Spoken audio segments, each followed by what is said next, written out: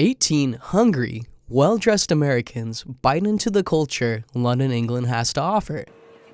The Indiana University Ernie Pyle footstep students traveled from a town of 85,000 residents to London, England, a city home to over 8.8 million. Our goal? To learn about Pyle's World War II writing and to experience European culture and, of course, food. It was all part of our spring break trip that also included adventuring to Normandy and Paris. On our second night, we ate at the highly acclaimed restaurant, the Swan. This acclaim comes from a 4-star rating and a partnership with its neighbor, the historic Shakespeare Globe Theater. The Globe is a recreation of the famous Shakespearean-style stage theater that offers a wide variety of shows and performances for people to enjoy. The Globe in the Swan sits on the Bankside Blackfriars Pier, alongside the River Thames with the perfect view of the City of London. From your dinner table, you can see the London skyline with the beacon-like dome of St. Paul's Cathedral, which survived the Germans' constant bombing, known as the Blitz, shining through the night sky.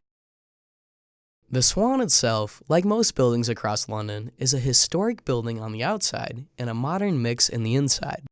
Eroding aging brick supports a structure filled with modern elements of art, such as a wall of goat heads, and a plump statue of modernistic art that's better left for its customers to make their own interpretations of.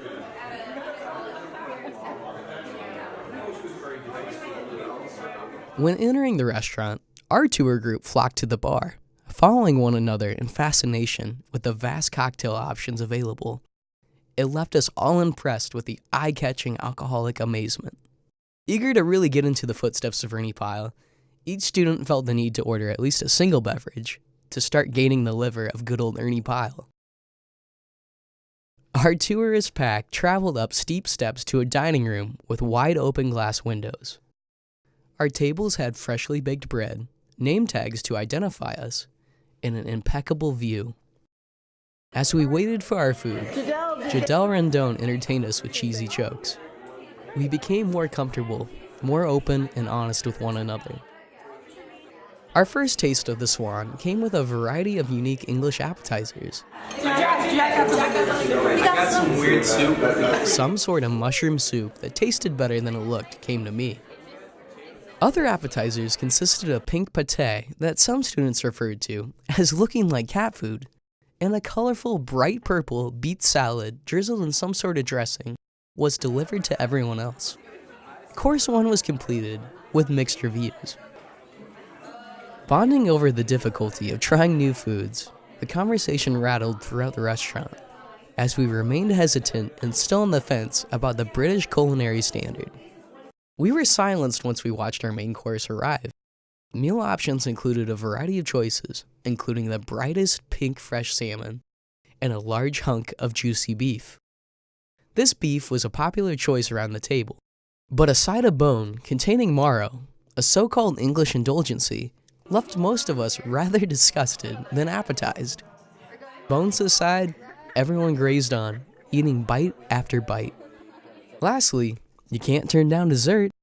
The Swan servers coordinated the table clearing as efficient as a SWAT team, quickly replacing our dirty plates with sugary sweets.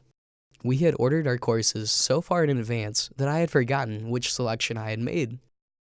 The Swan, ever loyal to Shakespeare, had listed the courses with Old English terms. After filling out the form, all of us admitted we were not quite sure what we had actually ordered.